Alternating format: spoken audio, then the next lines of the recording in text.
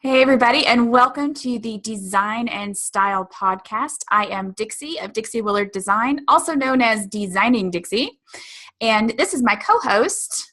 I'm Rachel Moriarty, and my design firm is called Rachel Moriarty Interiors. And Rachel is our style maven. She is on point at all times. Kind of jealous, actually. That's awesome. So this is a new podcast for us. We're super excited. We're going to be covering all kinds of business topics for designers, design topics. Basically, it's a podcast for designers by designers. That's what we're calling it. For designers by designers. And the good thing too, though, I think, is that it's not just designers. It can be anybody. It can be design enthusiasts. It can be somebody who's just thinking about making a career in design, somebody who's just started out, or just somebody, who's down in the trenches right there beside us day to day. Absolutely. So I think first we should talk about how we met. Yes, let's tell this story, our love affair. We're all cuddled in for our little story here, your cozy little blankets. You have to have if you're listening to this in the morning, you have to have coffee because once you start following Dixie and I on social media, you'll notice that we are coffee drinkers to the extreme. I was going to say, coffee drinkers doesn't quite do it. Extraordinaire. And if it's the evening, I'm a red wine drinker and Dixie is a whiskey drinker. Whiskey. I love it. So I'm sorry, where were we? See, I already lost. Oh, that's okay. I know. How we met. Once upon a time in a land far, far away, also known as Oklahoma, an intrepid designer started following someone called Alicia Wicker. Although I think she was Iron and Magnolia at the time. But Alicia is a marketing strategist for designers, and she has this wonderful group of rebel designers who get together.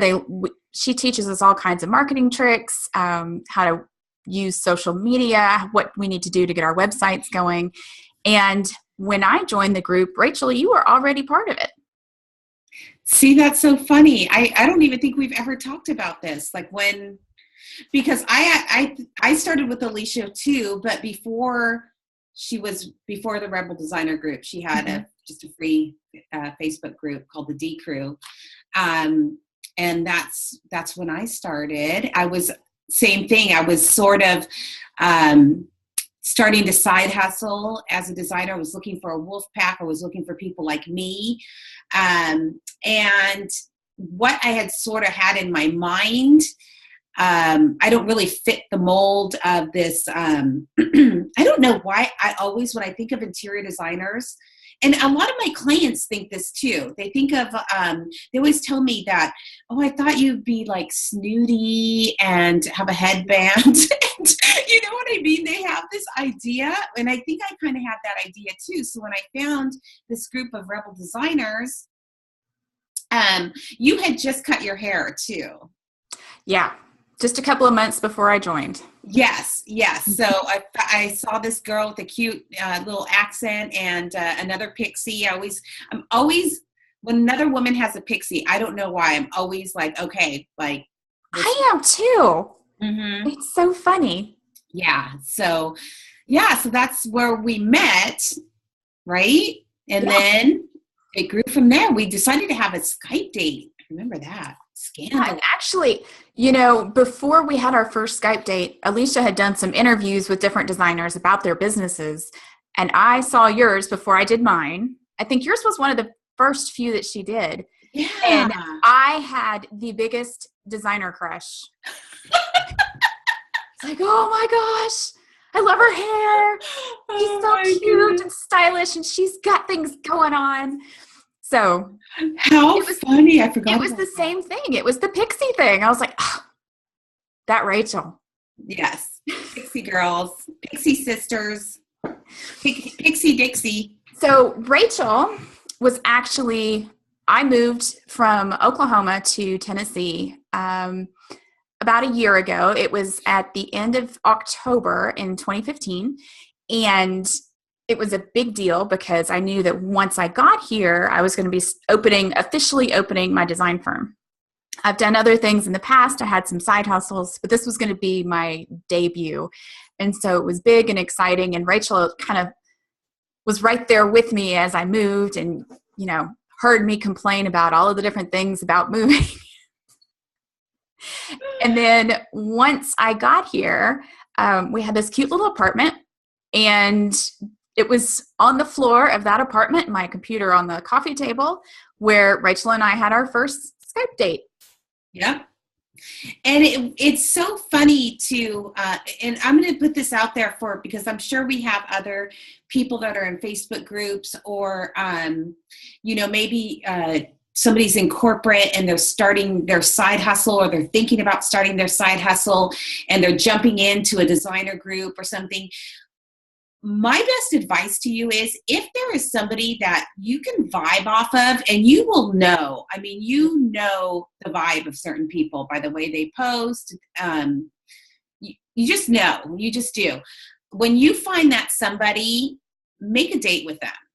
Like, I think that changed everything for us. Absolutely. I know it did for me. I don't even feel like we don't, like, when I think about the fact that we're like doing this venture together, and we've never met in person. You could have a stack of people like dead behind that. I'll take care of them later. Yeah, exactly.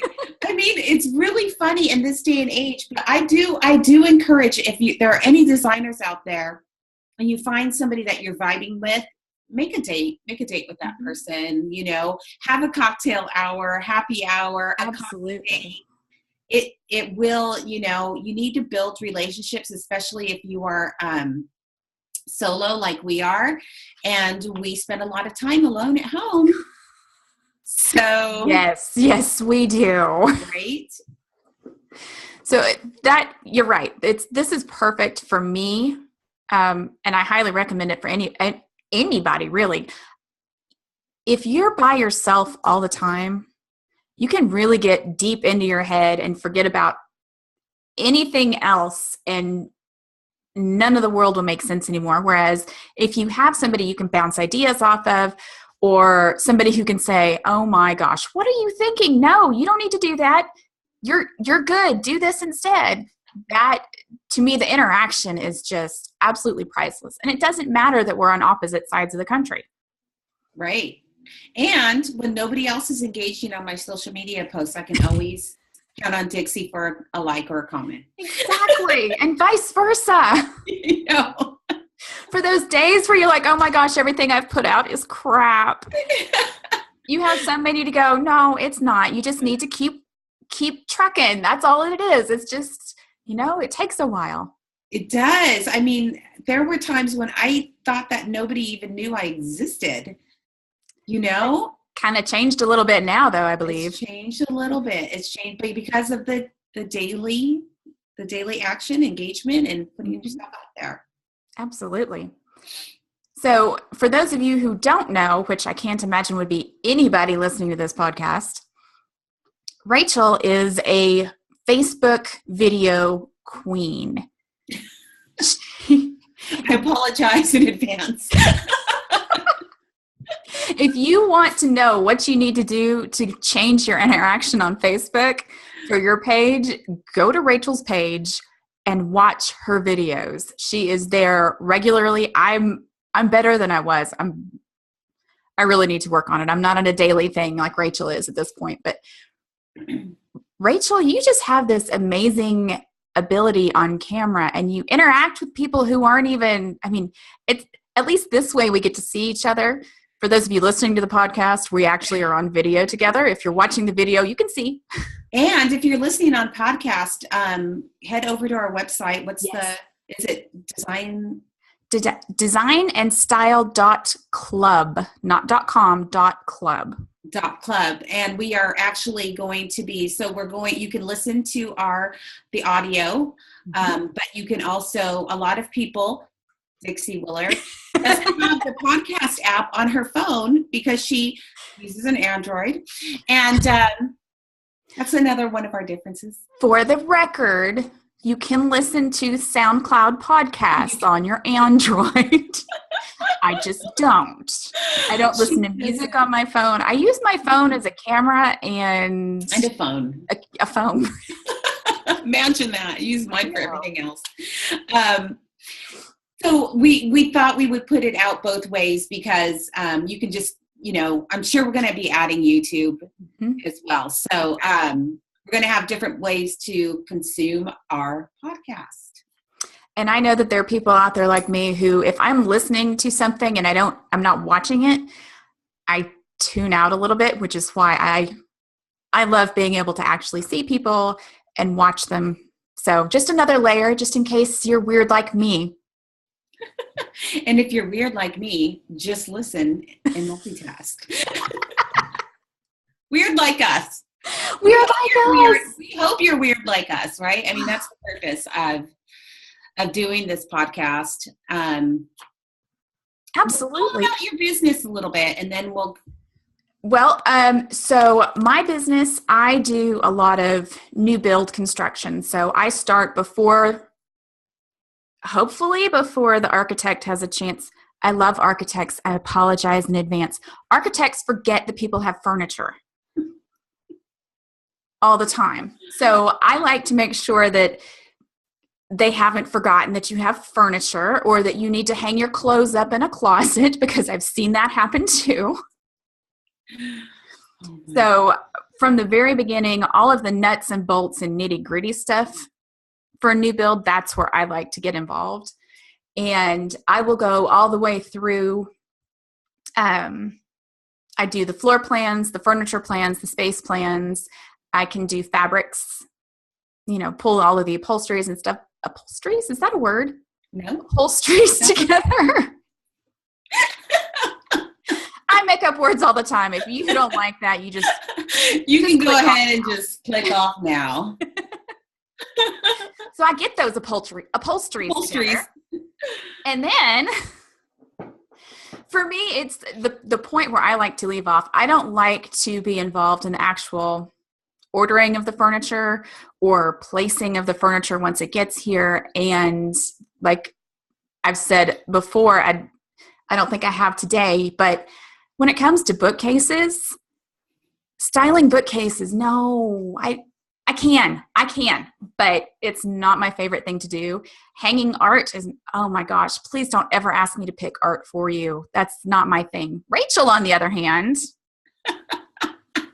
Rachel likes to do the things that I don't like to do.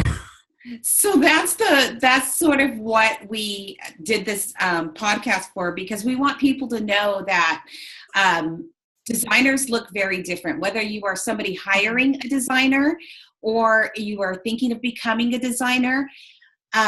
Stand in your space, and if you're hiring a designer, not all designers are created equal. So if you have a project coming up, you would want, and you've just got land, you want to bring Dixie in. She's your girl. She's going to put her hard hat on. She's going to go out to the site. I'm my heels and stuff don't really work in construction sites too much. I do remodels. I'm not going to say I don't. But where my passion is I wait for those walls to get built. And then I like to add the layers. So I like to start with paint. I like to, bring in the furnishings.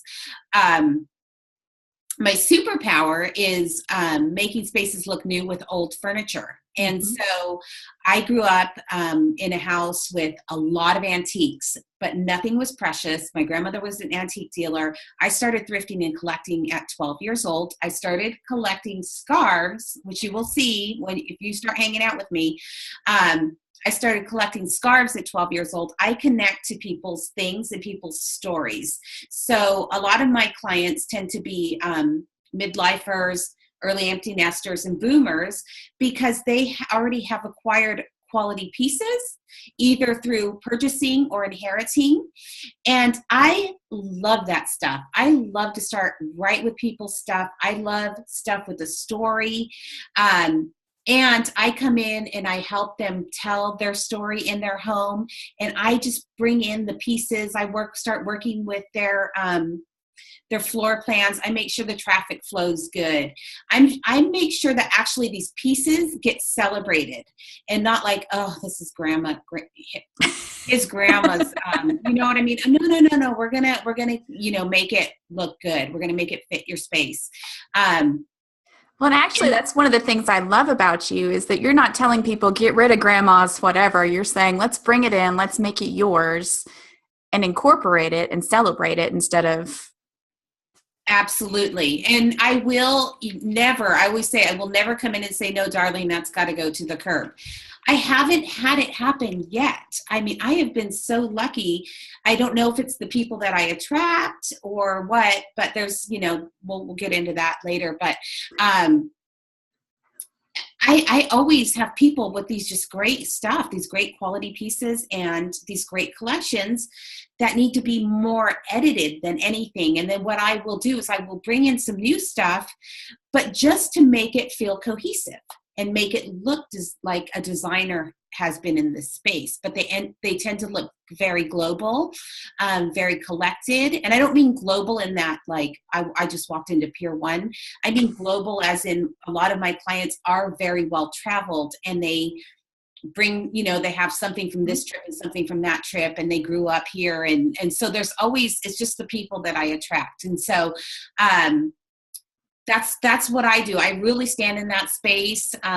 So, if you are thinking about being a designer, don't compare yourself to someone else because you have to really own your lane and stay in your lane. Because if I tried to jump in Dixie's lane, I would be a hot mess. I don't even know what that house would look like, And so, and it's like Dixie, if she doesn't like doing bookshelves, it's not that she can't do them, but then she's just Right. not enjoying her day-to-day work. No, it's just not fun for me. And, you do bookshelves and I do remodels Mm-hmm. and I have done guts, but it's Exactly. not, it's not where our passion lies. We can do it, but we talk about in our perfect world, we would do it. I would start my projects when the walls are up. And it's kind of funny that a lot of people think that there's only one way to be a designer. They don't realize that there's like this whole spectrum. There's also all kinds of different ways to get started.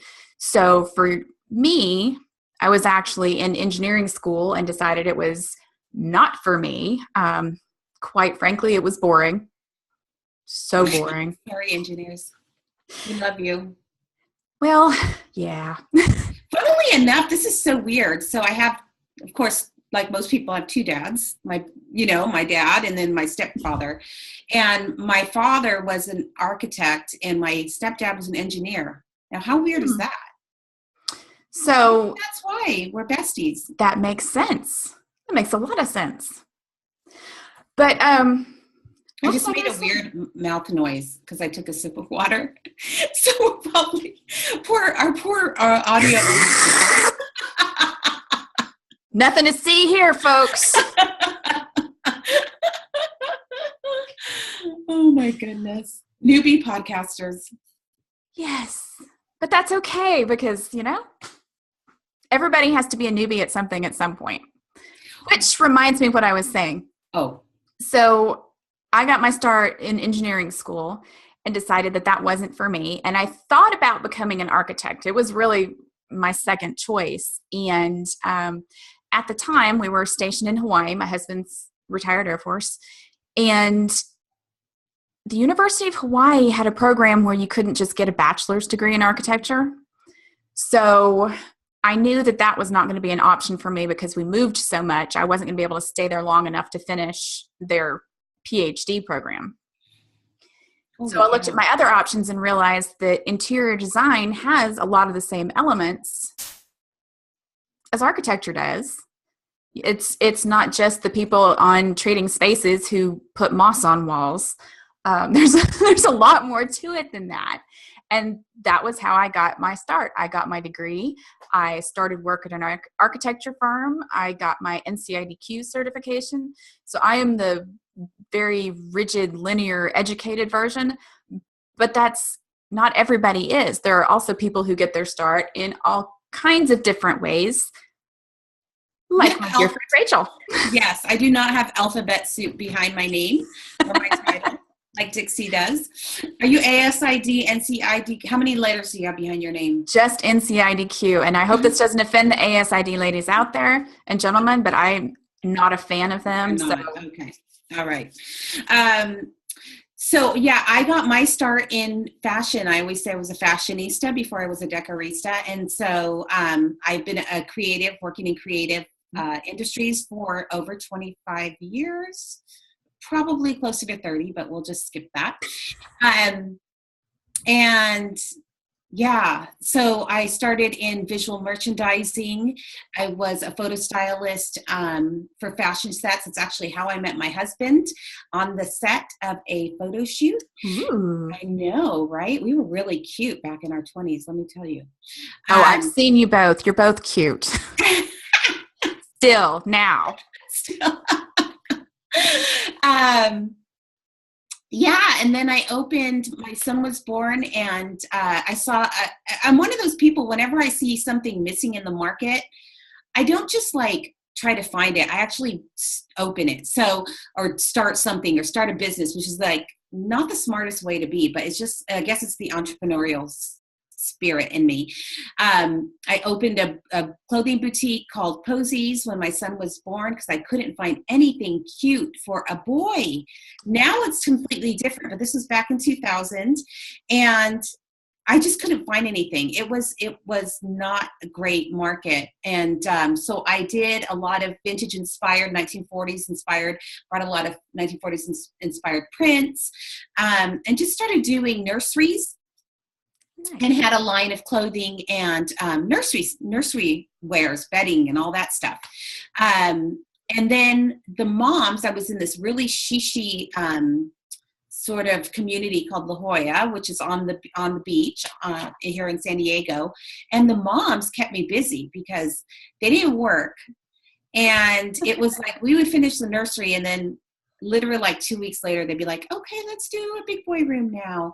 And then, they were just keeping busy. And so that went into, well, do you do a home office? And can you do this? And can you do that? And so then I started getting into the adult spaces. And I was like, as my son was growing, I was like, this is funner. Like, I like this. And so I sold my boutique. And that's when I started working for Ethan Allen. And I actually worked for Ethan Allen too. Yes. Fairly recently. So it's another link that we have in common. That's another one of the things that made us have our spectate. So I've worked for a couple of different companies in the furniture industry, and I got an interior redesign and home staging certification back in 2005. And so I can't believe how quickly time passes, but that's how I got my start in the fashion industry. And it was a very, very organic, what do you call it? Like transition or evolution into being an interior designer. So, I guess here in California, I'm a decorator. Technically. Well, anywhere else just about in the country, you can call yourself a designer. Really? Mm-hmm. Oh my gosh. Lawsuits have been filed. You can call me anything you want, What's that song? You can call me Betty. I can call you Al. Oh my gosh. I don't know. Everybody should know right now, I get random songs stuck in my head at the weirdest moments, so I apologize now. I'm a little strange. So that was my start. And funnily, I had a little detour in life. I had a divorce, and I thought, it's 2008. This is a great time to get into banking during a financial crisis. Wrong. Of course, that's natural. Yeah. So, anyways, I spent 8 years in the finance industry, servicing high net worth individuals and businesses and private banking.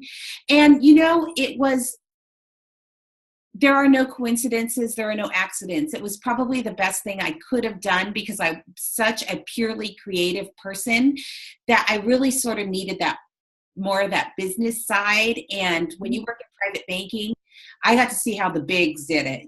I see how they move their money, how they opened accounts, how they, how they entered into these ventures. And I would say it was the best business decision I never made, it just happened.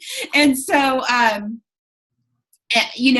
when we're working with our clients, we're working with large amounts of money. The bigger the project, the more money, obviously. But I mean, even a room project, you can be working with 10,000, at least 5 figures, right? People. Absolutely. And I always let my clients know, I was a banker and my spreadsheets are so on point. I mean, you can ask me at any time to the penny what's going on with your money, and I'm going to let you know. And I have no problem with that. That is probably the best part. Before, I didn't have the confidence in tracking that stuff. I wasn't bad at it, but it wasn't as natural as it is now. And I think husbands really appreciate that when you work with couples. Absolutely. Always the husband. They're always trying to give you trouble in some way. Yes. That's a note to newbies. Being able to cut to the financial chase with them helps considerably because they have these visions that their wives are just spinning out. And in everything. Yeah. Everything out of the bank and then some, and they'll never, ever, ever be able to recover, which is, when you can reassure the husband that you will be a good steward of their finances. And, when I say that, I'm not just saying it, like I am. I've had to have accounts where, there's millions of dollars. And if there's a penny off, I got to find that penny, because the more money people have, I feel like the more their eyeballs are on it a lot more, It's so funny. The less they have, people are a little willy-nilly with it, so it's really funny. But so yeah, that's what makes me. I when I jump back into design, I sort of tried to bury that fact a little bit, like, oh, who's going to hire a banker to be, their designer? But now it's what separates me. Absolutely. Somebody knows that, I can run a project, like I did in corporate. Somebody that's been in corporate runs things differently than someone that's never run a high level, project. So that's stuff that I bring to the table, and I put it right out there now. So if you're side hustling and you're in a 9-to-5, your dream's not going to die. I can tell you that now. If you have a dream to be a designer, that dream's not going to go away. So find some way to do it. But take whatever you can and thread what you're doing now and bring it into the design. It's nothing is wasted. No experience. Absolutely. Well, and I think I mentioned, I'm the one who likes to be educated on everything. I actually went back and worked towards a business degree. So in addition to everything else, I have 3/4 of an engineering degree and 3/4 of a BBA. So, oh my gosh, I'm such a nerd. I am such a nerd so for me, going away from the architecture firm and working at furniture stores where it's all about the fabric and the fluffy stuff, that for me, and accessorizing bookcases all day long, that was important to me because it filled in the gaps that I didn't have, or that I had. So it's kind of funny to me the way we're both on opposite ends, the yin and yang, I guess, of everything. We're the yin and yang of design. Absolutely. Just saying. Absolutely seems to be my favorite word today. I agree with you. Absolutely. Is it yin and yang or yin and yang? I have no idea. If anybody knows, please let us know. I have a feeling it's yin and yang. I don't know. It's probably because basically anything I say is not going to be pronounced in the appropriate way anyway. So, well, I can't believe it, but we have been on here for quite a while now, and we should probably wrap up this episode. Rachel, I am having so much fun. Me too. Thank you everybody for joining us on Design and Style. We'll see you next time. Bye. Have a great day. Bye-bye.